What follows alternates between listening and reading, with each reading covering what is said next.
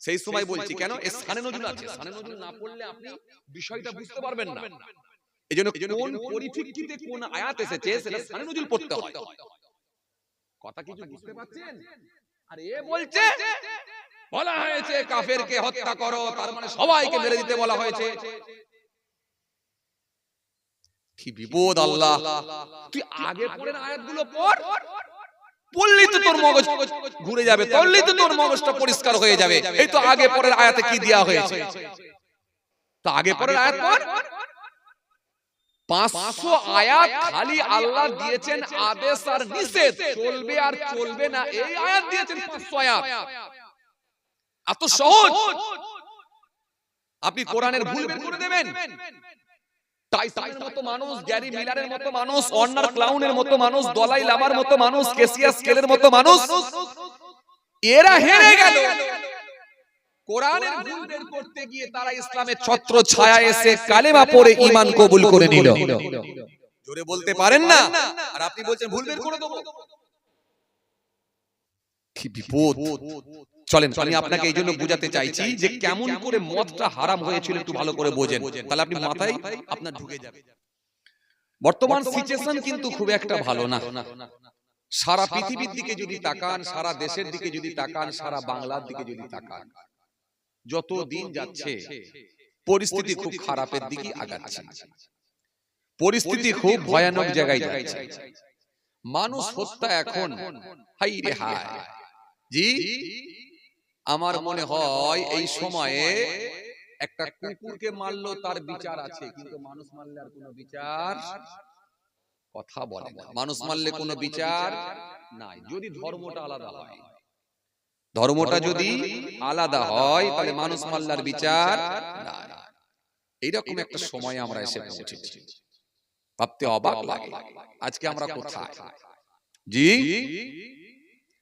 80 বছরের চাচাকে 2002 সালে লিস্টে যদি নাম থাকে তো ভালো, না হলে আবার এই 12 থেকে 13টা যে নথি বা কাগজ চেয়েছে তার মধ্যে আবার কাগজ দিয়ে আপনাকে একবারে অথেন্টিক প্রমাণ দিয়ে আপনাকে দেশের নাগরিক বলে প্রমাণ করতে হবে।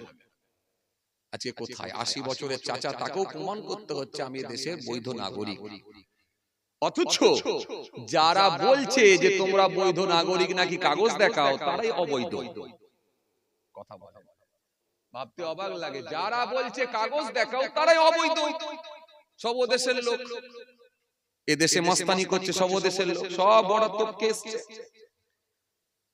আমরা সোশ্যাল মিডিয়ায় দেখতে পাচ্ছি কেউ বলছে আধার কার্ড নাই, কেউ বলছে আধার কার্ড আছে তো ভোটার কার্ড নাই। অথচ জি, আইনের যারা রক্ষক বলে নিজেদেরকে দাবি করেন তারা বলছে কোনো টেনশন নেই, তোমাদেরকে সব নাগরিকত্ব দেব, সবাই কোনো চিন্তা নাই, সব নাগরিকত্ব দেবো, সিএ করব, করে সব নাগরিকত্ব দেবো। খালি পাবে না কারা? মুসলমান। একটা সরকার হয়ে যদি এরকম দ্বিচারিতা করে, সংবিধানকে নিয়ে যদি ছিনিমিনি খেলে, ভাবতে আমাদের খুব অবাক লাগে। এটা লজ্জা, দেশের জন্য লজ্জা। ভাইরা আমার, বন্ধুরা আমার, সাথী মহব্বতের ভাইরা, আসলে তাদের কাছে আর কোনো ইস্যু নাই। তারা স্বাস্থ্য নিয়ে কথা বলে না, চিকিৎসা নিয়ে কথা বলে না, হসপিটাল নিয়ে কথা বলে না, বস্ত্র নিয়ে কথা বলে না, মানুষের রুজি রুটি নিয়ে কথা বলে না, মানুষের আয় ইনকাম নিয়ে কথা বলে না। যার কারণে তারা এখন ধর্মটাকে বেছে নিয়েছে, এটা ওই ধর্মের, এটা এই ধর্মের। ধর্ম ছাড়া তাদের কাছে কোনো ইস্যু নাই। কয়েকদিন আগে আপনারা জানেন, দেখতে পেলেন, বিগত কদিন আগে আপনাদের জানা আছে হরিণঘাটার এক এমএলএ, তিনি কোরআনকে নিয়ে অপব্যাখ্যা করে মানুষের সামনে এমন মিথ্যা অপপ্রচার চালিয়ে দিলেন, দিয়ে আরো দেশের মাটিতে সম্প্রীতিকে ক্ষুণ্ণ করার চেষ্টা করছে। কোরআনকে নিয়ে মিথ্যা অপপ্রচার, কোরআন শরীফের আয়াতকে, কোরআন শরীফের আয়াতকে বিকৃতি করা, কোরআনকে নিয়ে অপব্যাখ্যা করা, এটা আমাদের জন্য বড় দুঃখজনক। দুঃখজনক। একটা কোরআনের পণ্ডিত যদি কেউ হতো, সে যদি বলতো, এটা আমাদের মেনে নিতে অসুবিধা ছিল। কিন্তু যে কোরআন বোঝে না, কোরআন শরীফ পড়তে পারে না, সে কোরআনের ভুল বের করে কেমন করে? এটা আমাদের ভাবতে খুব অবাক লাগে, এটা আমাদের জন্য খুব দুঃখজনক। আমরা সম্মান করি, ভালোবাসি, আপনি একজন এমএলএ, নিশ্চয়ই শ্রদ্ধা করি, আর আপামার জনতা আপনাকে ভোট দিয়েছে বলি আপনি এমএলএ হিসাবে নির্বাচিত। কিন্তু একটা জনপ্রতিনিধি হয়ে সে কোন ধর্মগ্রন্থকে খাটো করবে, ছোট করবে, ধর্ম সম্পর্কে মিথ্যা বাজে মন্তব্য করবে, কোরআনকে নিয়ে কলুষিত করার চেষ্টা করবে, এটা মেনে নেওয়া যায় না। সারা পৃথিবীর কম বেশি প্রায় 200 কোটি মানুষের ভাবাবেগে আঘাত করেছে, আমাদের হৃদয়ে লেগেছে। কষ্টটা তখনই লাগে যে কোরআন পড়তে জানে না, সে আবার কোরআনের ভুল ভাবতে অবাক লাগে। এটা যদি কোনো স্কলার হতো, কোন পণ্ডিত ব্যক্তি হতো, হ্যাঁ পণ্ডিত যদি বলে আর এক পণ্ডিতের সঙ্গে ডিবেট করতে হবে, কথা বুঝছেন কিছু? ডিবেট করতে হবে, বসুন মোনাজারায় বসুন, আলোচনায় বসুন, ডিবেটে বসুন, তারপরে দেখা যাবে কে জিতলো আর কে হারলো। কিন্তু আপনার সঙ্গে কে ডিবেট করবে? আপনি নিজেই তো বলছেন আপনি তো নিজেই 4 পাস, তো আপনার সঙ্গে কে ডিবেট করবে? আপনি তো কোরআন পড়তে জানেন। কোরআন শরীফের সূরা তাওবা থেকে কিছুটা অংশ তুলে ধরে, কিছুটা আয়াতের অংশ তুলে ধরে তিনি বুঝাতে চাইছেন যে ইসলাম বলেছে মুশরিকদেরকে হত্যা করো যেখানে পাবে। তাই দীপু দাসকে হত্যা করা হয়েছে বাংলাদেশের জমিনে। এটা থেকে আবার তিনি ছন্দ করে বলছেন, তিনি আবার ছন্দ করে করে বলতে ভালোবাসেন, খুব ছন্দ করে করে তিনি বলতে ভালোবাসেন। হাই রে হাই, কি ছন্দ করছেন, সুন্দর করে ছন্দ করে বলতে তিনি ভালোবাসেন। অনেকটা কবি কবি ভাব কথা বলে, কবি না হলেও কবি কবি ভাব। যদি দীপু দাসকে পুড়িয়ে মারা, যদি দীপু দাসকে পুড়িয়ে মারা, এটা হয় ধর্মের বিধান। আমি বলি মানবতার শত্রু আল কোরআন। বলেন নাউজুবিল্লাহ। জোরে বলতে পারেন না নাউজুবিল্লাহ? জোরে বলতে পারেন না নাউজুবিল্লাহ? আমি বলি তাই যদি হয়ে থাকে, মালদার আফরাজুলকে পুড়িয়ে মারা, মালদার আফরাজুলকে পুড়িয়ে মারা, এটা যদি হয় ধর্মের বিধান, ওয়াসিম সরকার বাংলাদেশের লোক, এদেশ থেকে পালিয়ে যান। ওয়াসিম সরকার বাংলাদেশের লোক, এদেশ থেকে পালিয়ে যান। কারণ আফরাজুলকে মালদার জমিনে পুড়িয়ে মারা হয়েছিল, এটাও তো কেউ না কেউ মেরেছিল। তাবরেজান সারিকে পিলারে বেঁধে পিটিয়ে পিটিয়ে মারা হয়েছিল, এটাও তো কেউ না কেউ মেরেছিল। কেউ বা কারা মেরেছিল? আফরাজুলকে মারা হয়েছে, তাবরেজান সারিকে মারা হয়েছে, সানাউল্লাহকে মারা হয়েছে, আফলাককে মারা হয়েছে, জুনায়েদকে মারা হয়েছে। কটা নাম বলবো? বিহারের জমিনে আতিক আহমেদকে কয়দিন আগে পিটিয়ে মারা হলো, কটা নাম বলবো? মুর্শিদাবাদের জুয়েল ডানাকে পিটিয়ে মারা হলো, কটা নাম বলবো? আজকে আমি সোশ্যাল মিডিয়ায় দেখছিলাম উড়িষ্যার জমিনে, আপনাদের জানা আছে, নিরীহ অসহায় ব্যক্তিগুলোর বুলডোজার দিয়ে ঘরগুলোকে ভেঙে দেয়া হচ্ছে। এরা কারা করছে? ছোট্ট একটা বোন, নাম হলো তার আসিফা। ভুলে গেলে চলে যাবে না বাবা, ভুলে গেলে চলবে না বাবা। নাম হলো তার আসিফা। আমাদের এক বোন, যার নাম হলো বিলকিস বানু, এই বোনকে শারীরিক নির্যাতন করা হলো, আবার তাদেরকে গলায় মালা পরিয়ে আবার জামিন করা হলো, বরণ করে নেওয়া হলো। এটা কারা করলো? এটা কোন ধর্মগ্রন্থে লেখা আছে বলুন? দীপু দাসকে যেমন পুড়িয়ে মারা এটা অন্যায়, আফরাজুলকে পিটিয়ে মারা এটাও হলো অন্যায়, দীপু দাসকে পুড়িয়ে মারা এটা যেমন অন্যায়, সানাউল্লাহকে পিটিয়ে মারা এটাও তো অন্যায়, দীপু দাসকে পুড়িয়ে মারা এটা যেমন অন্যায়, বিহারের আতিক আহমেদকে পিটিয়ে মারা এটাও তো অন্যায়, দীপু দাসকে পুড়িয়ে মারা এটা যেমন অন্যায়, জুনায়েদকে পিটিয়ে মারা এটাও তো অন্যায়। তাহলে এটা কি অন্যায় নয়? এগুলো কেন বলছেন না? কথা ঠিক বলছি না ভুল বলছি?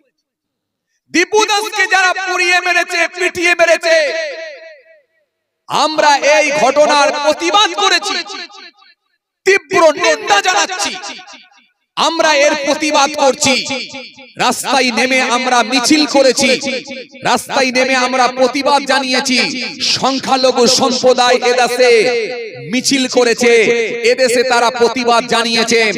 বাংলাদেশ সরকার এই দোষীগুলোকে অ্যারেস্ট করেছে, এই দোষীগুলোকে তারা চিহ্নিত করে অ্যারেস্ট করেছে। কিন্তু বাংলাদেশ সরকারের কাছে আমাদের আবেদন থাকবে, নিরীহ আমাদেরই এক ভাই, ধর্মটা আলাদা হতে পারে, ওই দীপু দাসকে যারা পুড়িয়ে মেরেছে, পিটিয়ে পুড়িয়ে মেরেছে, তাদেরকে দৃষ্টান্তমূলক শাস্তি দিতে হবে। বাংলাদেশ সরকারের কাছে আমাদের আবেদন থাকবে, দৃষ্টান্তমূলক শাস্তি দেন, ওই অপরাধীগুলোকে চিহ্নিত করেছেন, ফাঁসিতে ঝুলিয়ে দেন। ভারতের 130 কোটি মানুষ, ভারতের 140 কোটি মানুষ দেখতে চায়। এটা যেমন আমরা বলেছি, তা বলে কি আফলাক বলে সে মানুষ নয়? জুনায়েদ বলে কি মানুষ নয়? আরে ধর্মটা আলাদা বলে কি মানুষ নয়? এর বিরুদ্ধেও তো প্রতিবাদ হওয়া দরকার, এর বিরুদ্ধেও তো সোচ্চার হওয়া দরকার, এর বিরুদ্ধেও তো আন্দোলন হওয়া দরকার। কই তার বেলায় তো আপনারা মুখ খুলছেন না। আজ আমরা দেখতে পাচ্ছি প্যাটিস বিক্রেতাকে কেউ ধরে মারছে, আবার কেউ দেখা যাচ্ছে গলায় ফুলের মালা পরিয়ে বরণ করছে। আজকে কোথায় অপরাধ? অপরাধ। এই অন্যায়কে কখনো প্রশ্রয় দেবেন না, দিলে কিন্তু রেজাল্ট খারাপ হবে, সেদিনে কিন্তু ফল ভালো হবে না। আজ লোকের বাড়িতে চুরি যদি করে, আমি বলবো হ্যাঁ ঠিক আছে, হ্যাঁ ঠিক আছে। আমার ছেলে যদি লোকের বাড়িতে চুরি করে, আমি বলবো হ্যাঁ ঠিক আছে। আমার ছেলে যদি বাসে চুরি করে, আমি বলবো হ্যাঁ ঠিক আছে। আমার ছেলে যদি বাজারে চুরি করে, আমি বলবো হ্যাঁ ঠিক আছে। আমার ছেলে যদি পাড়ায় চুরি করে, আমি বলবো হ্যাঁ ঠিক আছে। আমার ছেলে যদি আত্মীয় বাড়িতে চুরি করে নিয়ে আসে, আমি বলবো হ্যাঁ ঠিক আছে। কিন্তু যখন বড় চোর বানিয়ে দেব, সে যখন আমার পকেটটা থেকে মেরে দিয়ে চুরি করবে, তখন আমি বলতে পারবো তো হ্যাঁ ঠিক আছে। কথা মনে বুঝতে পারেন? বুঝতে পেরেছেন? আজ আজ রাজস্থানের জমিনে, উত্তরপ্রদেশের জমিনে, ওড়িশার জমিনে পরিযায়ী শ্রমিকগুলোকে নির্মমভাবে হত্যা করা হচ্ছে। আমরা কিছু মানুষ বলছি হ্যাঁ ঠিক আছে। এখান থেকে কিছু মানুষ নেতা তারা বলছে হ্যাঁ ঠিক আছে, হ্যাঁ ঠিক আছে। মুসলমানকে মারলে বলে হ্যাঁ ঠিক আছে, গলায় ফুলের মালা পরিয়ে দেওয়া হয়, বরণ করে নেওয়া হয়। কিন্তু যখন যখন ত্রিপুরার জমিনে ছেলেটার একটু লুক চেহারাটা দেখতে লেগেছিল একটু নেপালিদের মতো, মনে আছে আপনাদের? আরে কথা বলে না।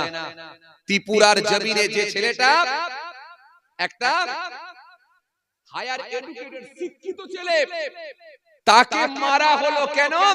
একটু চীন দেশের বা নেপালিদের মতো দেখতে বলে, তার ফেসটা নেপালিদের মতো বলে তাকে বলা হলো তুই নেপালি বলে তাকে পিটিয়ে মারা হলো। ঠিক নিজের বাপের পকেটটা যখন মারবে তখন যেমন গায়ে লাগবে, এবারে গায়ে লাগা দরকার। কারণ আপনি তো বানাচ্ছেন, আপনি অপরাধীগুলোকে অ্যারেস্ট করতে দিচ্ছেন না, গলায় ফুলের মালা পরিয়ে দিয়ে বরণ করছেন আর বলছেন ঠিক আছে।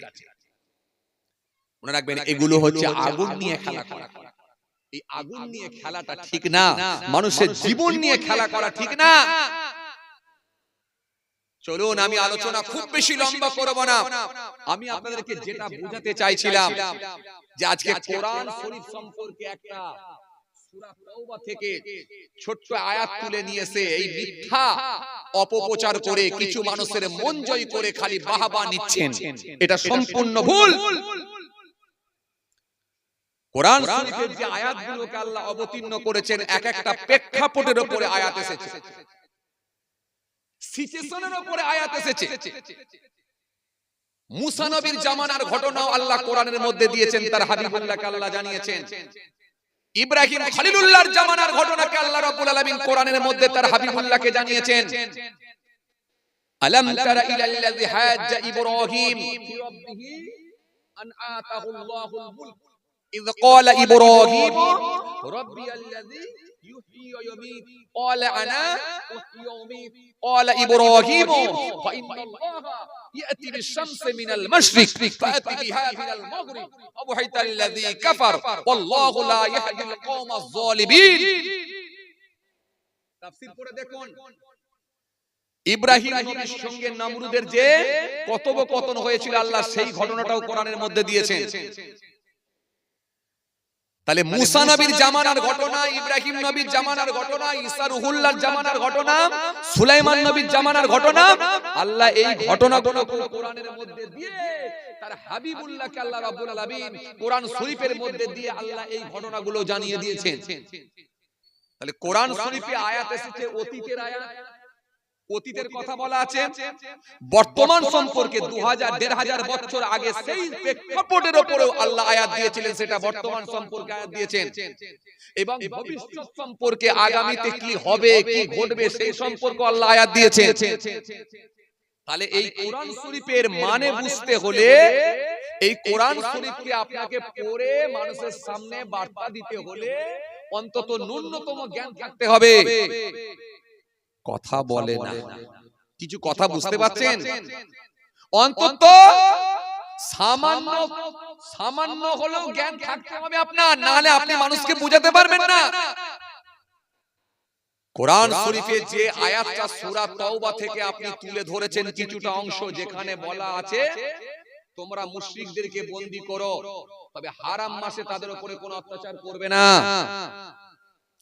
তোমরা মুশরিকদেরকে বন্দী করে রাখো, তাদেরকে দ্বীনের দাওয়াত দাও, তাদেরকে দ্বীনের দাওয়াত দাও, তারা যদি দ্বীন গ্রহণ করে কবুল করে নেয় তাহলে তাদেরকে ছেড়ে দাও, আর যদি তারা না করে তাহলে তাদেরকে হত্যা করো। এটা ওই সময়ের ওই প্রেক্ষাপট নিয়ে এই আয়াত এসেছিল। কেন? কুফফারদের সঙ্গে ঈমানদারদের একটা চুক্তি হয়েছিল, ওই চুক্তি সন্ধি হয়েছিল, চুক্তি ভঙ্গকারীদের জন্য এই আইনটা আল্লাহ বলে দিয়েছিলেন, এটা চুক্তি ভঙ্গকারীদের জন্য।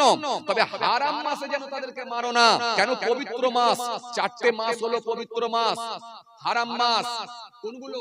মুহররম মাস, জিলকদ মাস, জিলহজ মাস, আর কথা বলেন আর রজব মাস।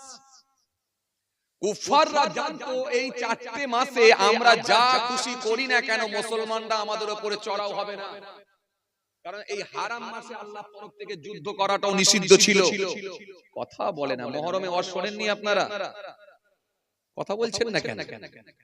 তাহলে এই যে আয়াত, এটা সেই সময়ে সেই প্রেক্ষাপটের উপরে আয়াতটা এসেছিল। এই আয়াতটা সমগ্র বিশ্বের মুশরিকদের জন্য নয়, সমগ্র বিশ্বের মুশরিকদের জন্য যদি হতো, দুবাই একটা মুসলিম কান্ট্রি, মুসলিম দেশ, সেখানে অমুসলিম ভাইরাও কাজে কামের জন্য তারা কর্মক্ষেত্রে দুবাইতেও আছে, তাহলে দুবাই তো সেখানে তাদেরকে সব মেরে ফিনিশ করে দেওয়া হতো। কথা বলে না, কিছু বুঝতে পারছেন কথা? কম বেশি প্রায় 57টা মুসলিম কান্ট্রি আছে, তাহলে এই 57টা মুসলিম দেশেতে একটা অমুসলিম থাকতো না। যদি এই আয়াতটা তারা মান্যতা দিত, সব ফিনিশ করে দিত, কিন্তু না, এটা সমগ্র বিশ্বের মুশরিকদের জন্য নয়, এটা ওই সময় ওই প্রেক্ষাপটের উপরে এই আয়াতটা অবতীর্ণ হয়েছিল। কেন? সেটা যুদ্ধ হচ্ছিল। আপনি যদি আমাকে মারতে আসেন, আমি তাহলে কি হাত পা ঘুরিয়ে বসে থাকবো? একটা কুকুর যদি আমাকে কামড়াতে আসে, আমি তো তাকে লাঠি দিয়ে আঘাত করবো কি করবো না? তাহলে আমিও মারবো, মেরে তাকে তাড়াবার চেষ্টা করবো। তাহলে আমাকে যে কামড়াবে আমিও তাকে মারবো, আমিও তাকে কামড়াবো। তাহলে এটা ছিল যুদ্ধ। কথা বলে, শুনতে পাচ্ছেন কথা? কেন? এই ভারতবর্ষের জমিনে কম বেশি প্রায় 700 বছর রাজত্ব করেছিল মুসলমানরা। যদি এই আয়াতটা সত্যি যদি মেনে নেওয়া হতো, মান্যতা দেওয়া হতো, তাহলে একটাও মুশরিক থাকতো? কথা বলে না, থাকতো না। কিন্তু এই আয়াত মুশরিকদের বিরুদ্ধে নয়, এটা ওই সময়ে ওই প্রেক্ষাপটের উপরে যাদের সঙ্গে যুদ্ধ সংগঠিত হয়েছিল এই যুদ্ধক্ষেত্রের জন্য ওই আয়াতটা, ওই আইনটা প্রযোজ্য ছিল। কথা কিছু বুঝতে পারছেন? এই জন্য আপনাকে ফার্স্ট বুঝে নিতে হবে যে কোন প্রেক্ষাপটের উপরে কোন আয়াতটা এসেছে। যেমন আপনাকে একটু ভালো করে ক্লিয়ারলি বোঝাতে পারবো ইনশাআল্লাহ। যেমন মদ, খুব ভালো করে শুনুন, শরাব, মদ। আচ্ছা, মদ খাওয়াটা হারাম না হালাল? কথা বলে না, জোরে বলেন, হারাম না হালাল? জোরে বলেন, হারাম না হালাল? হারাম। মদ সম্পর্কে কোরআন শরীফে কটা আয়াত এসেছে? মদ সম্পর্কে কোরআন শরীফের মধ্যে কটা আয়াত এসেছে? তা হুজুর জানি না। হুজুররা ওয়াজে উঠে বলে মদ খাওয়া হারাম, শরাব খাওয়া হারাম, তো হারাম বলি জানি। কথা বলেন, হ্যাঁ না কিছু বলেন না রে বাবা। কিন্তু মদ সম্পর্কে আল্লাহ কোরআন শরীফের মধ্যে কম বেশি প্রায় 4টে আয়াত দিয়েছেন। 4টে আয়াত দিয়ে আল্লাহ শেষে হারাম করেছেন, প্রথমে এক চান্সে কিন্তু হারাম করেননি। খুব ভালো করে বুঝবেন। প্রথমে একটা আয়াত এসেছে, তারপরে আয়াত, তারপরে আয়াত, তারপরে আয়াত। তাহলে আল্লাহ 4টে আয়াত কেন দিলেন? আল্লাহ তো একটা আয়াত দিয়ে বলতে পারতেন যে মদ খাওয়াটা হারাম। কথা বলে, মদ খাওয়াটা হারাম, ক্লিয়ার হয়ে যেত। কিন্তু আল্লাহ 4টে আয়াত দিলেন কেন? 4টে আয়াত দেওয়ার কারণ আল্লাহ এটাকে প্রথমে এক চান্সে হারাম করলেন না, বরং এটাকে ধাপে ধাপে ধাপে ধাপে আল্লাহ হারাম করে দিলেন। কথা কিছু বুঝতে পারছেন? আসেন, প্রথম আয়াত আল্লাহ কোনটা দিয়েছিলেন? প্রথম আয়াত আল্লাহ দিয়েছেন কোরআন শরীফ থেকে। আল্লাহ আয়াত দিলেন, কি বললেন? সুন্দর করে আমার আল্লাহ কোরআনের মধ্যে জানালেন, ইয়াসআলুনাকা আনিল খামরি ওয়াল মাইসির কুল ফিহিমা ইসমুন কাবীর ওয়া মানাফিউ লিন-নাস ওয়া ইসমুহুমা আকবারু মিন নাফইহিমা। এই আয়াতটা কখন নাজিল হয়েছিল, অবতীর্ণ হয়েছিল? খুব ভালো করে বুঝবেন। এই আয়াতটা নাজিল হয়েছিল, অবতীর্ণ হয়েছিল আল্লাহ রাসূল সাল্লাল্লাহু আলাইহি ওয়াসাল্লাম যখন হিজরত করে মদিনা শরীফে গিয়েছিলেন। মদিনায় হিজরত করে যাওয়ার পরে মদিনায় আল্লাহ নবী গিয়ে দেখতে পেলেন ব্যাপকভাবে মানুষ মদের সঙ্গে যুক্ত হয়ে গেছে, ব্যাপকভাবে মানুষ মদ পান করছে, ব্যাপকভাবে মানুষ মদ পান করছে, ব্যাপক হারে একেবারে মদ খাওয়া চলছে, ব্যাপক হারে মদ খাওয়া চলছে। রাসূলুল্লাহ সাল্লাল্লাহু আলাইহি ওয়াসাল্লাম কাছে যেহেতু আয়াত আসেনি, তাই তিনি কিছু বলতে পারেননি। কেন? নবী একটা কথাও কিন্তু নিজে ইচ্ছাই বলতেন না। যেটা আল্লাহ বলাতেন, যেটা আল্লাহ বলতে নির্দেশ করতেন, সেটাই আমার রাসূলুল্লাহ জবাব দিতেন। চুরে বলবেন না, একটু মহব্বতে হয় না? কোরআন শরীফের মধ্যে আল্লাহ অন্য জায়গায় আয়াত দিলেন, মা আতাকুম রাসূল ফাখুযুহু ওয়া মা নাহাকুম আনহু ফান্তাহু। এই পৃথিবীর মানুষ, আমার রাসূল তোমাদেরকে যা আদেশ করেন স্বতঃস্ফূর্তভাবে গ্রহণ করো, নবী যেগুলো তোমাদের বারণ করেন সেগুলো থেকে বিরত থাকো। কেন? নবীর আদেশ আর নিষেধ মানে আমি আল্লাহ আমার আদেশ আর নিষেধ। মহব্বতে বলবেন না, নবীর কথা শুনছেন খুশি মনে বলবেন না। তো নবী নিজে ইচ্ছাই কোনো কথা বলতেন না, যেটা আল্লাহ বলার নির্দেশ দিতেন সেটাই আমার রাসূলুল্লাহ মানুষের সামনে বলতেন। তো আল্লাহ রাসূল যখন দেখলেন মদিনায় যাওয়ার পরে মদিনার মানুষগুলো ব্যাপকভাবে যখন মদের সঙ্গে তারা যুক্ত হয়েছে, দুইজন সাহাবী আল্লাহ রাসূল সাল্লাল্লাহু আলাইহি ওয়াসাল্লামের কাছে এসে হাজির হলেন। সাহাবীদের ভিতরে একজন সাহাবীর নাম হলো হযরত মুআয ইবনে জাবাল রাদিয়াল্লাহু তাআলা আনহু। আরেকজন সাহাবী যিনার নাম হলো, আপনারা প্রত্যেকেই চেনেন, আপনারা প্রত্যেকেই নাম শুনেছেন, মুসলিম জাহানের দ্বিতীয় খলিফা হযরত ওমর ফারুক রাদিয়াল্লাহু তাআলা আনহু। আল্লাহ রাসূল সাল্লাল্লাহু আলাইহি ওয়াসাল্লামের দরবারে এলেন। এটা মদিনায় হিজরত করে যাওয়ার পরে, নবী যখন মদিনায় গেছিলেন, মদিনায় যাওয়ার পরে দুই সাহাবী মদ সম্পর্কে আল্লাহ রাসূল সাল্লাল্লাহু আলাইহি ওয়াসাল্লামের কাছে জানতে এলেন। খুব ভালো করে শুনবেন, এই আয়াত কেন এসেছে, কোন সময় এসেছে আপনাকে সেটা বলছি। সেই সময় বলছি কেন, এর শানে নজুল আছে, শানে নজুল না পড়লে আপনি বিষয়টা বুঝতে পারবেন না। এজন্য কোন পরিপ্রেক্ষিতে কোন আয়াত এসেছে সেটা শানে নজুল পড়তে হয়। কথা কিছু বুঝতে পারছেন? আর এ বলছে বলা হয়েছে কাফেরকে হত্যা করো, তার মানে সবাইকে মেরে দিতে বলা হয়েছে। কি বিপদ আল্লাহ! তুই আগে পড়েন আয়াতগুলো পড়, পড়লেই তো তোর মগজ ঘুরে যাবে, পড়লেই তো তোর মগজটা পরিষ্কার হয়ে যাবে। এই তো আগে পরের আয়াতে কি দেয়া হয়েছে, তো আগে পরের আয়াত পড়। 500 আয়াত খালি আল্লাহ দিয়েছেন আদেশ আর নিষেধ, চলবে আর চলবে না, এই আয়াত দিয়েছেন 500 আয়াত। এত সহজ আপনি কোরআনের ভুল বের করে দেবেন।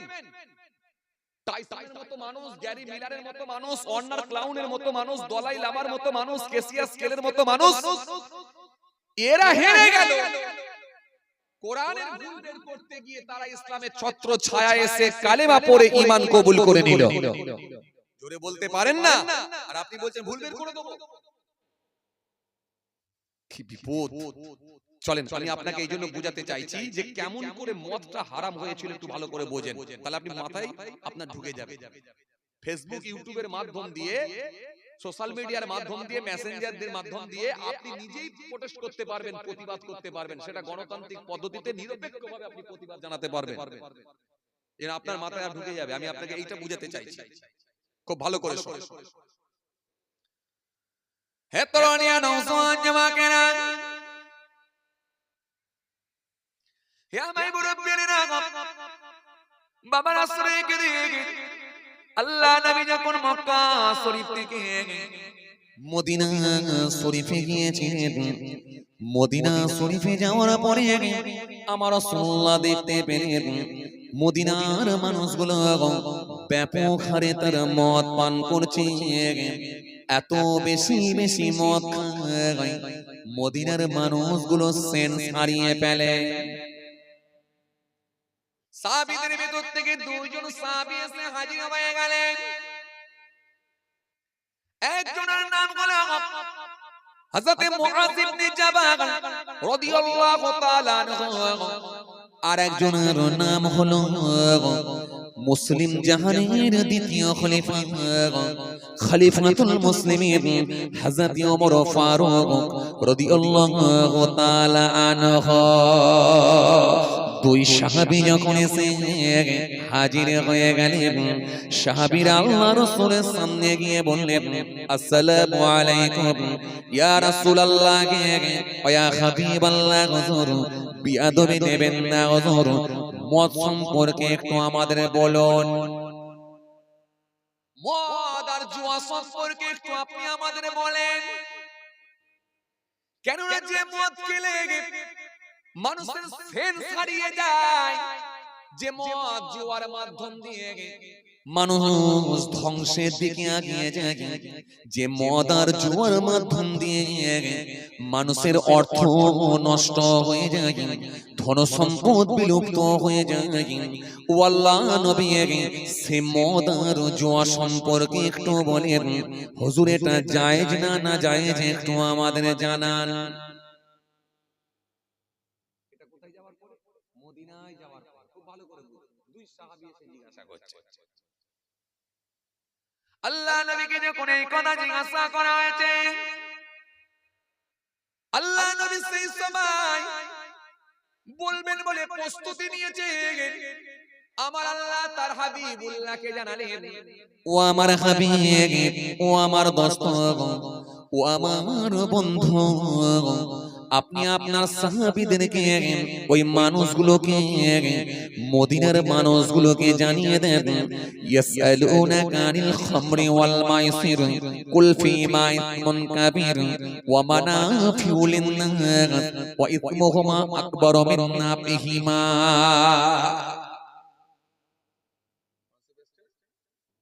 বলেন, আয় আমার হাবিব আপনি ওদেরকে বলে দেন, জানিয়ে দেন, মদ সম্পর্কে আপনাকে জিজ্ঞাসা করছে, জুয়া সম্পর্কে আপনাকে জিজ্ঞাসা করা হয়েছে, আপনি তাদেরকে জানিয়ে দেন এটা উপকারের থেকে অপকারটাই বেশি, উপকারের থেকে ক্ষতিটাই বেশি। আর এটা হলো পাপের কাজ। না খাওয়াটা না পান করাটাই হলো ভালো।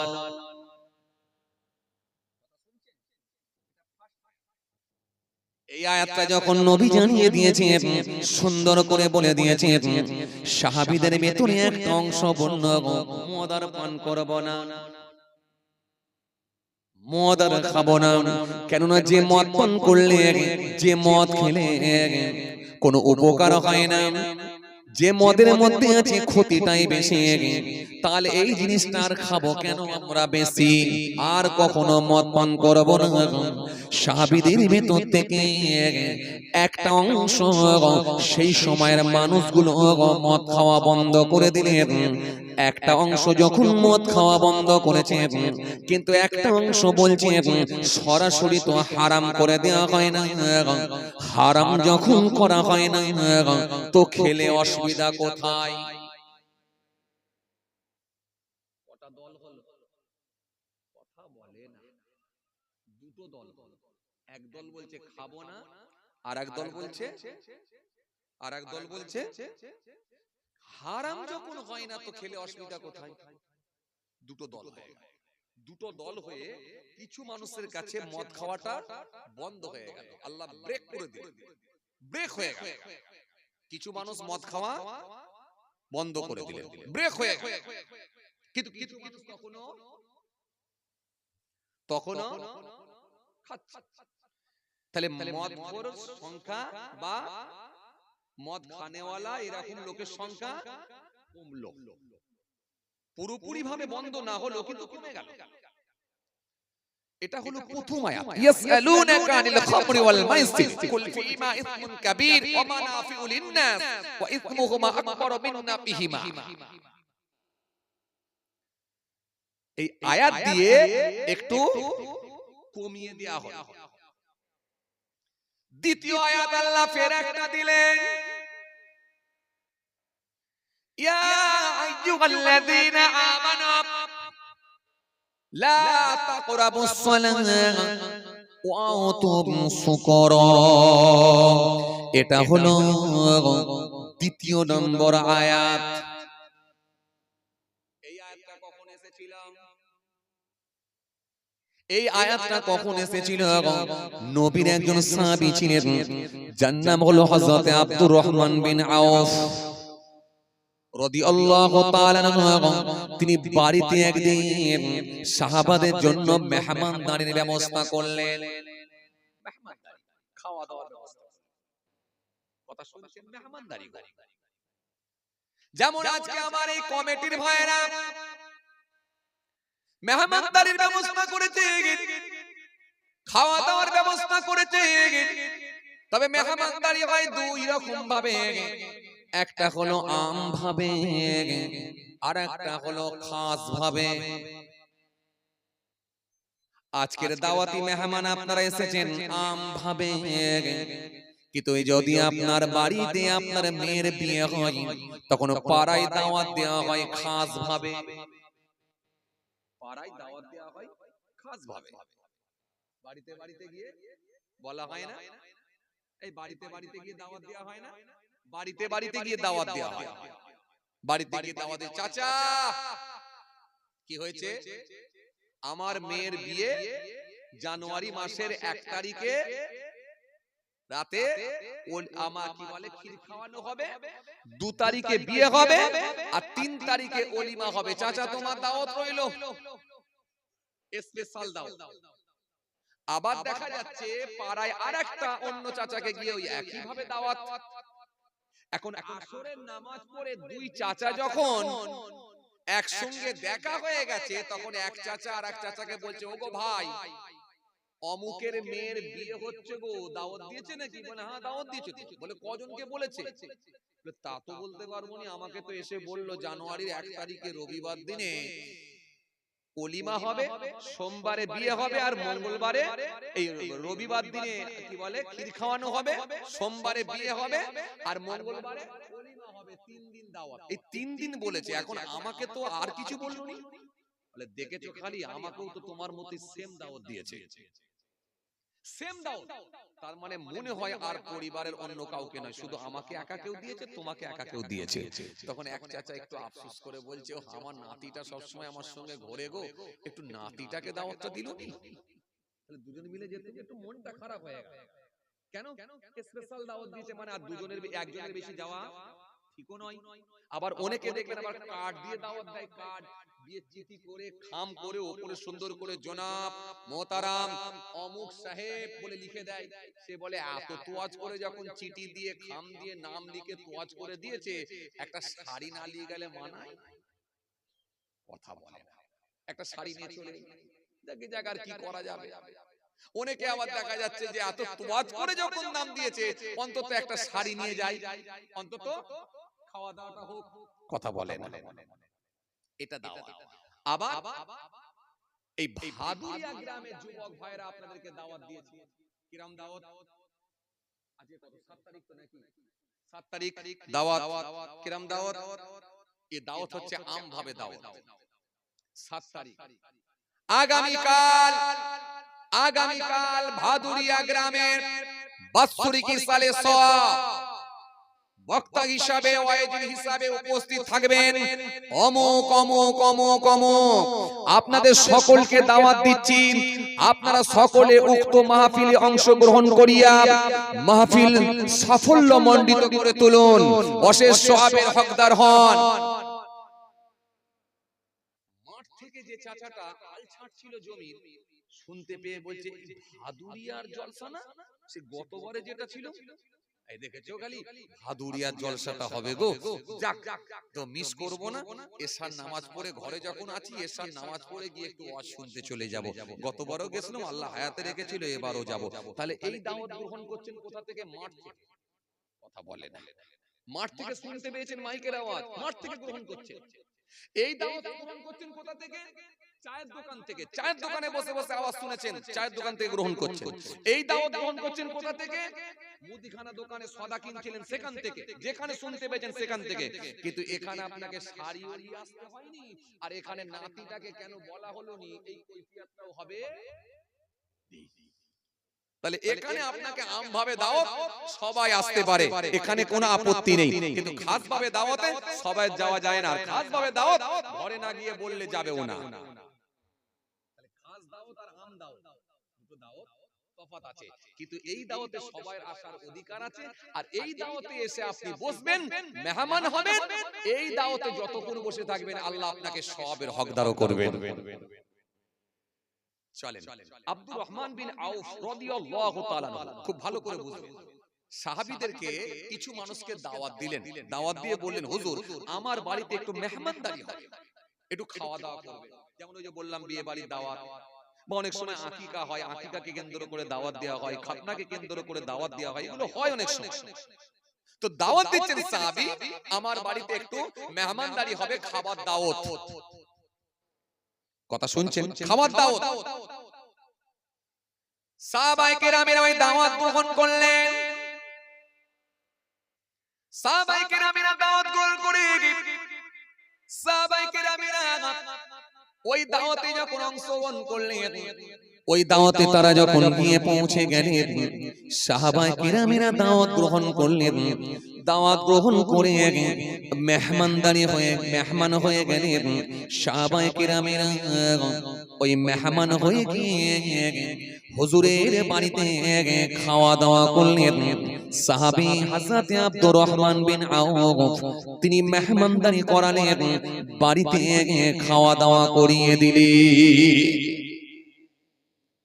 খাওয়া দাওয়া হয়ে যাওয়ার পরে সাহাবায়ে কেরামেরা মদ পান করতে লাগলাম, মদ খেতে শুরু করলাম। কেন? কথা বলে না। হারাম, তখনও পর্যন্ত হারাম হয়নি। আগে কি আয়াত এসেছিল? সাবধান করে দেওয়া হয়েছিল, উপকারের থেকে অপকারটাই বেশি, ক্ষতির দিকটাই বেশি, না খাওয়াটাই ভালো। কিন্তু হারাম হয়নি। কিন্তু এই আয়াত যখন এইবার সাহাবীরা খাওয়া দাওয়া করে যখন মদ পান করছেন, কারণ হারাম তো হয়নি, ওই যে বলেছিলাম না দুটো ভাগ হয়ে গেল, কিছু মানুষ বন্ধ করলেও কিছু মানুষ তখনও খায়। আব্দুর রহমান বিন আউফ হুজুরের বাড়িতে খাওয়া দাওয়া করে মদ পান করতে লেগেছে, খেতে লেগেছেন মদ। মদ যখন পান করতে লেগেছেন, মদ খাওয়াটা যখন একটু বেশি হয়ে গেল, একটু বেশি পরিমাণে যখন খাওয়া হয়ে গেল, আস্তে আস্তে দেখা যায় মাগরিবের ওয়াক্ত হয়ে গেছে। মাগরিবের ওয়াক্ত যখন হয়ে গেল, সাহাবীদের ভেতর থেকে একজন সাহাবী মাগরিবের নামাজখানা পড়াবেন বলে আগিয়ে গেলেন। সবাই কিন্তু মদ পান করেছেন। হারাম হয়নি, যেহেতু চলছে তো হালাল তো রে বাবা, তখন তো হারাম হয়নি, তো খেলে অসুবিধা নেই। খেয়ে নিয়ে একেবারে নামাজ পড়াবার জায়গায়, ইমামতির জায়গায় দাঁড়িয়ে গেছেন এক সাহাবী। ইমামতির জায়গায় দাঁড়িয়ে কোরআন শরীফ থেকে সূরা ধরলেন, সূরা ফাতিহা পড়তে লাগলেন। আলহামদুলিল্লাহি রাব্বিল আলামিন আর রহমানির রহিম মালিক ইয়াউমিদ্দিন ইয়াকা না'বুদু ওয়া ইয়াকা নাস্তাঈন ইহদিনাস সিরাতাল মুস্তাকিম সিরাতাল লাযীনা আন'আমতা আলাইহিম গায়রিল মাগদুবি আলাইহিম ওয়ালাদ-দাল্লিন। এই সূরা পাঠ করলেন। এই সূরা পড়ে নিয়ে সূরা কাফিরুন শুরু করেছেন। কুল ইয়া আইয়ুহাল কাফিরুন লা আ'বুদু মা তা'বুদুন। এই সূরা কাফিরুন যখন পড়তে শুরু করেছেন, পড়তে গিয়ে একটা জায়গায় ভুল পড়ে ফেললেন, একটু গোলমাল হয়ে গেল। যেই গোলমাল হয়ে গেল, বারবার যখন ঘোরাতে লেগেছে, আল্লাহ রাব্বুল আলামিন একটা আয়াত দিলেন। সূরা মায়েদার মধ্যে এসেছে, কোরআন শরীফের মধ্যে আল্লাহ আয়াতটা দিয়ে দিলেন, ইয়া আইয়ুহাল্লাযীনা আমানু, হে ঈমানদারগণ, লা তাকরাবুস সালাহ ওয়া আনতুম সুকারা, তোমরা নেশাগ্রস্ত অবস্থায় নামাজের নিকটে যেও না।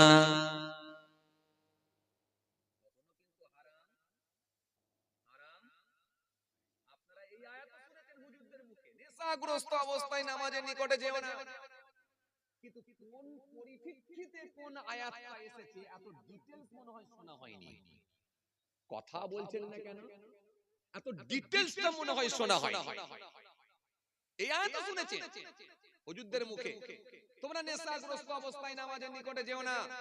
কিন্তু এটা কখন এলো, কিভাবে এলো, এত ডিটেইলসটা হয়তো আগে শোনা হয়নি। খুব ভালো করে বুঝুন। তাহলে আল্লাহ তখনও কিন্তু হারাম করলেন না, বরং কি বললেন, নেশাগ্রস্ত অবস্থায় নামাজের নিকটে যেও না। মানে মদ খেয়ে নিলে নেশাগ্রস্ত অবস্থায় নামাজের নিকটে যাবে না। অন্য টাইমে তোমরা খেতে পারো, খেতে পারো, কিন্তু নেশাগ্রস্ত অবস্থায় যেন নামাজের নিকটে যেও না। কিছু মানুষ তাদের ভেতর থেকে ভাগ হয়ে গেল, হয়ে গিয়ে বলে, যেটা খেলে নামাজের নিকটে যেতে বারণ, তো সেটা খাবো না। কথা বলে, তাহলে এই যেটা খেলে নামাজে যেতে বারণ করা হচ্ছে, তাহলে এতে কোনো উপকার হতে পারে? এ কি কোনো উপকারী জিনিস? খাবো না,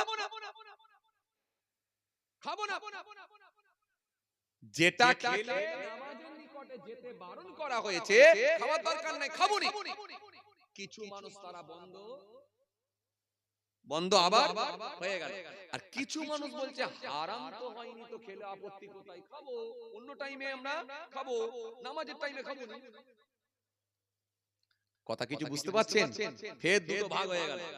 আগে দুটো ভাগ হয়ে গেছিল, পরে ফের দুটো ভাগ হয়ে গেল। তো এই নামাজের টাইমেই খাবো না, বাকি টাইমে তো খাওয়া যেতে পারে। অসুবিধা কোথায়? তারা বলল একটা ভালো টাইম বের করতে হবে, কোন টাইমটা খাওয়ার উপযোগী। উপযুক্ত টাইম একটা বের করো, সেই টাইমে আমরা খাবো। কিন্তু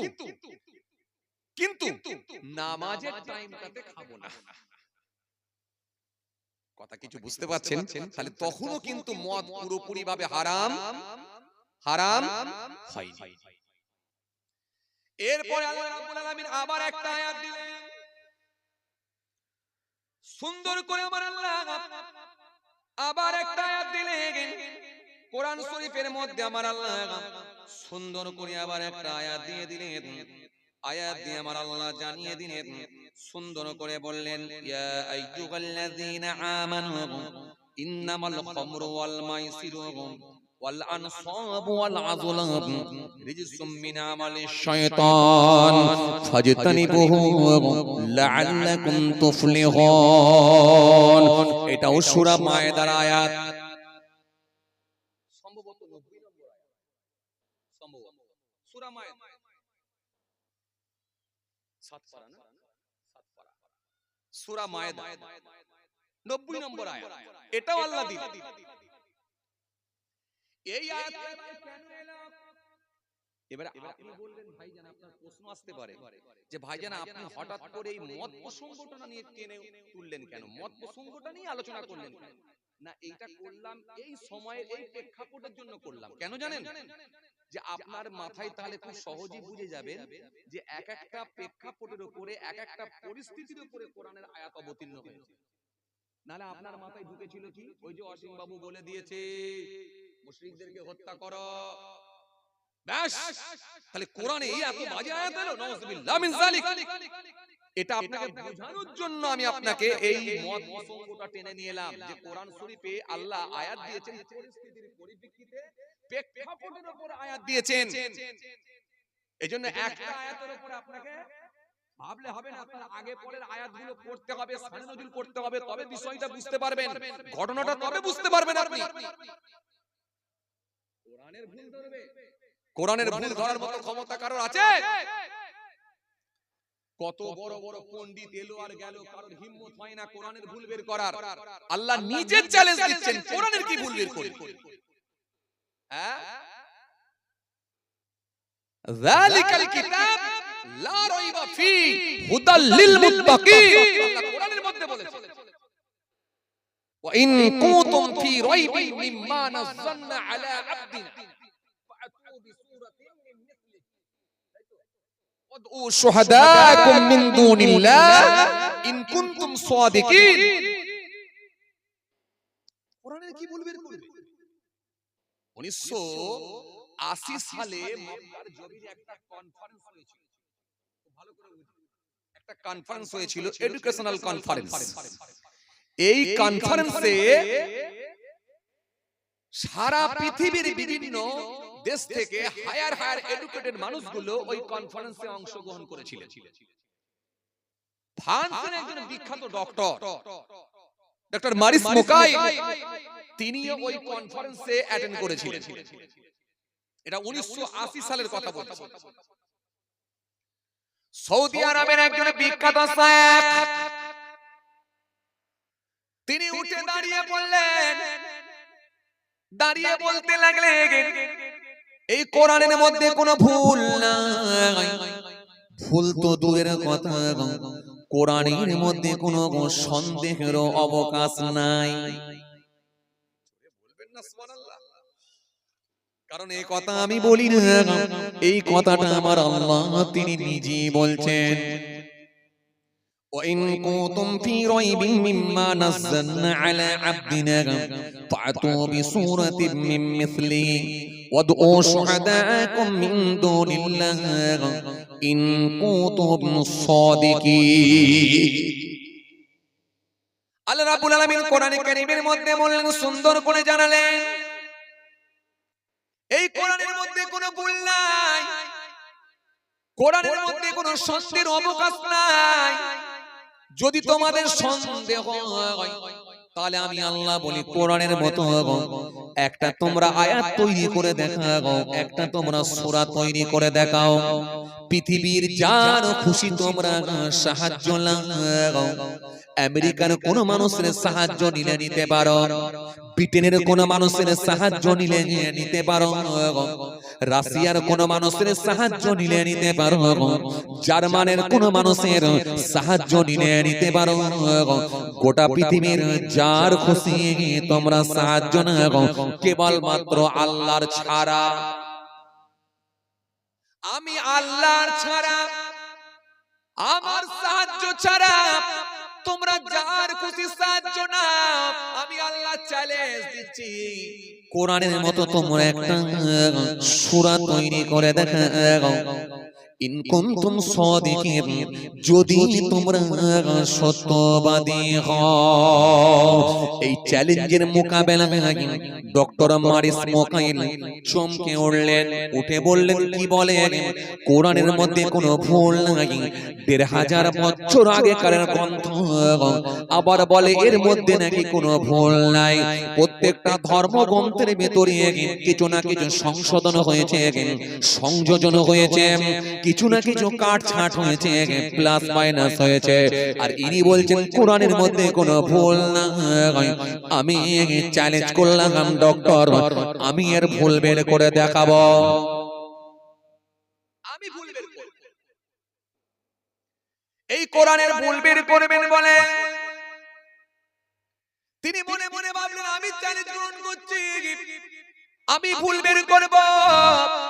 ফ্রান্সের জমিনে আমি একবার যাই, বিখ্যাত ডক্টর স্পেশালিস্ট ডক্টর মারিস মোকাইল ফ্রান্সের জমিনে চলে এলেন। ফ্রান্সের জমিনে এসে তিনি আল্লাহর কোরআন একটা সংগ্রহ করলেন, কোরআন শরীফ সংগ্রহ করে কোরআন শরীফটা তিনি খুলে ফেললেন। খুলে দেখলেন এই কোরআনের ভাষা হলো আরবি, কিন্তু আমি ফ্রান্সের ডক্টর, আমার ভাষা হলো ইংরেজি, আমার ভাষা হলো ইংলিশ, আর কোরআনের ভাষা হলো আরবি। আমি ইংরেজি ভার্সনের মানুষ হয়ে আমি কোরআন শরীফ কেমন করে পড়ব?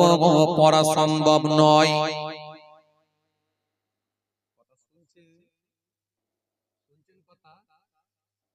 কোরআনের ভুল বের করা সম্ভব নয়। আগে আমাকে শিখতে হবে। পণ্ডিত লোক তো, পণ্ডিত লোক, জ্ঞানী লোক তো, তিনি বলছেন আগে কোরআন শরীফের ভুল বের করতে হলে কোরআন পড়া শিখতে হবে। আর এ বলছে শেখার দরকার নাই, আমি যেটা বলে দিয়েছি এটাই শেষ কথা।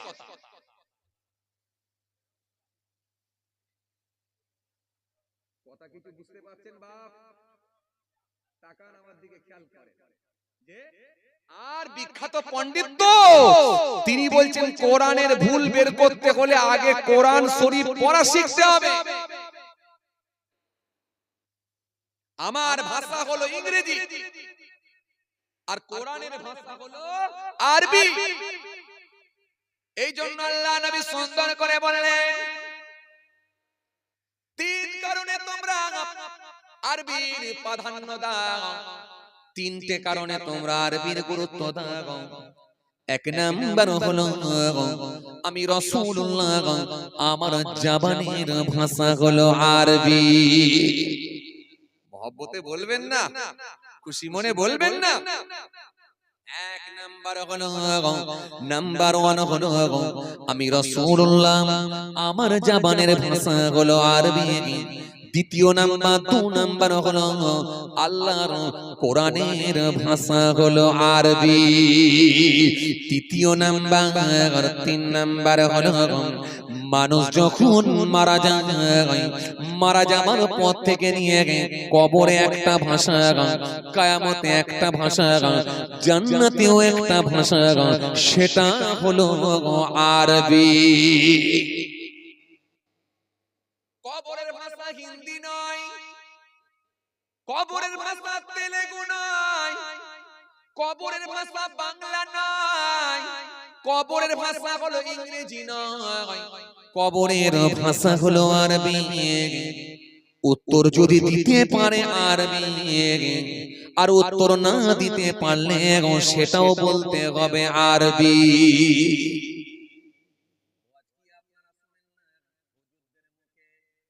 কবরে প্রশ্ন করা হবে কটা? মণ্ডপ কার, তোমার রবকে? আলহামদুলিল্লাহ, তোমার রবকে? উত্তর আপনাকে দিতে হবে রব্বি আল্লাহ, আমার রব হলেন আল্লাহ, আমার রব হলেন স্রষ্টা আল্লাহ। মা দীনুকা, তোমার কোন ধর্মের মানুষ?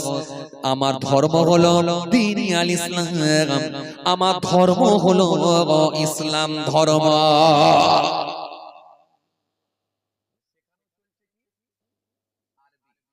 মান্ডব্যকা মা দীনকা মান নবিয়কা, তোমার নবীকে, আমার নবী আখেরি নবী, নূর নবী হযরতে নবী মুহাম্মদ মুস্তাফা সাল্লাল্লাহু আলাইহি ওয়াসাল্লাম, তিনি হলেন আমাদের নবী। জোরে বলতে পারেন না? আবার কোন কোন বর্ণনা এসেছে যে একটা ছবি ধরে দেখানো হবে, দেখো তো ইনিকে চিনতে পারছো, ইনিকে চিনতে পারছো?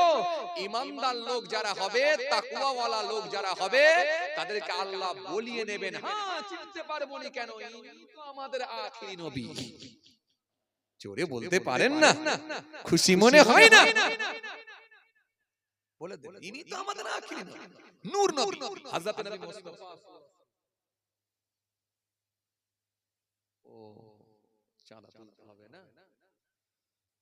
যাক, তাহলে তো অস্ত আর শেষ করা যাবে না। যাক, তাহলে ছেড়ে দিই, আবার আল্লাহ নিয়ে এলে আলোচনা হবে ইনশাআল্লাহ।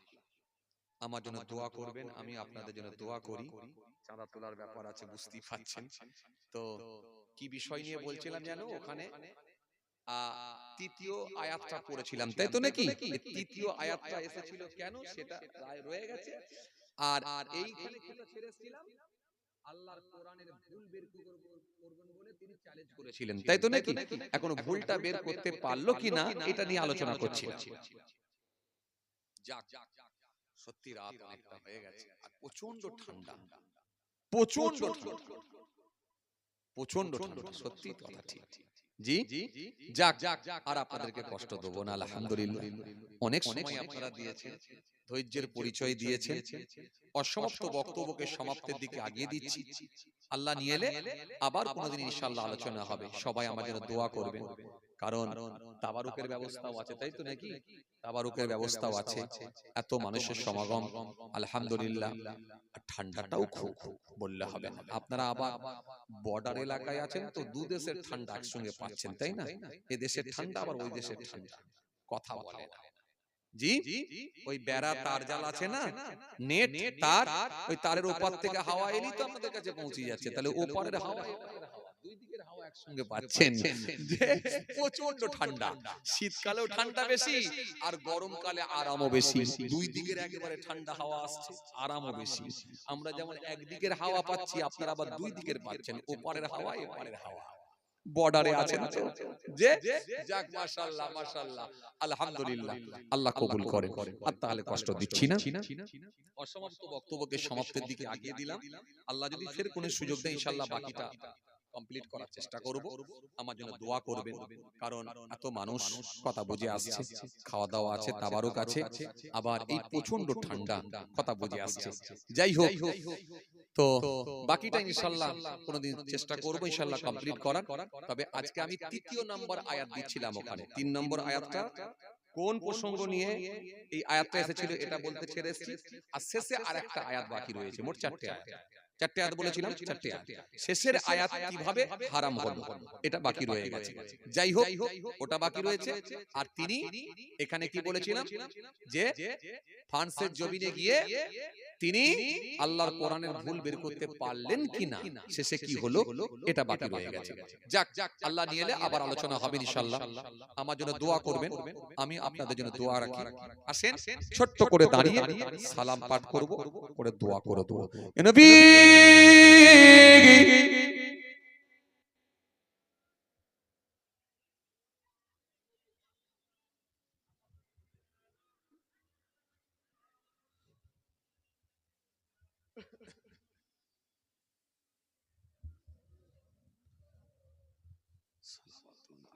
একটু আগে আগে আসেন, একটু মহব্বতে উচ্চ আওয়াজে পড়েন, সালাম পাঠ করেন। ইয়া নবী সালাম, ইয়া রাসূল সালামু আলাইকা। আর একটু জোরে পড়েন, ইয়া হাবিব সালামু আলাইকা সালাওয়াতুল্লাহ আলাইকা। আজ হে ঈদে মুবারক,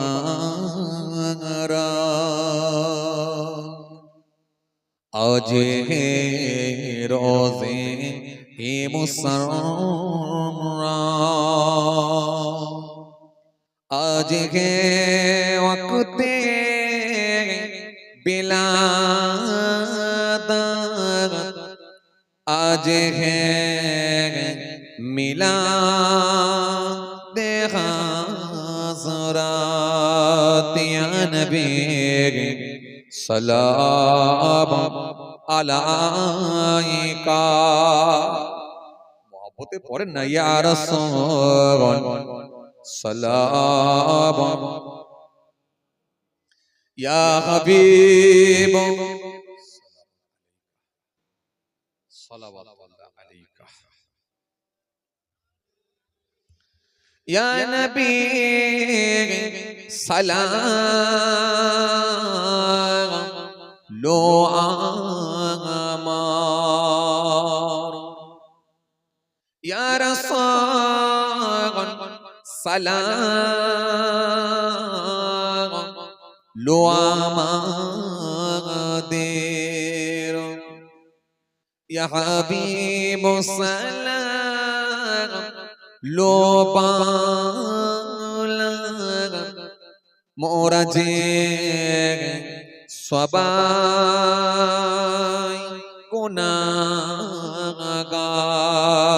ইয়া নবী সালাম,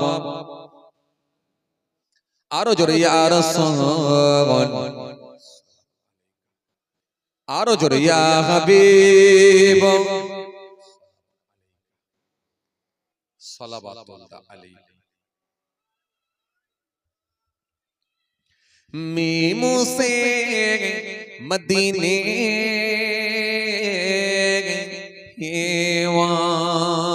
वाले,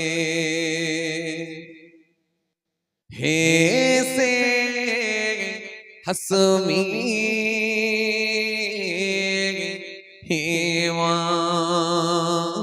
वाले, मीम से मेरा वाले, दाल से दीदार वाले, या नबी सलाम, आरो जोरे या रसूल, मोहब्बते पढ़ेन बाबा, या हबीब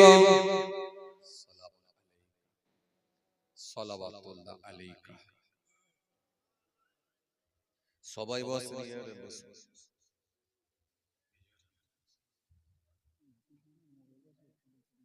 আচ্ছা ঠিক আছে, ওয়াদা হবে না নগদ হবে?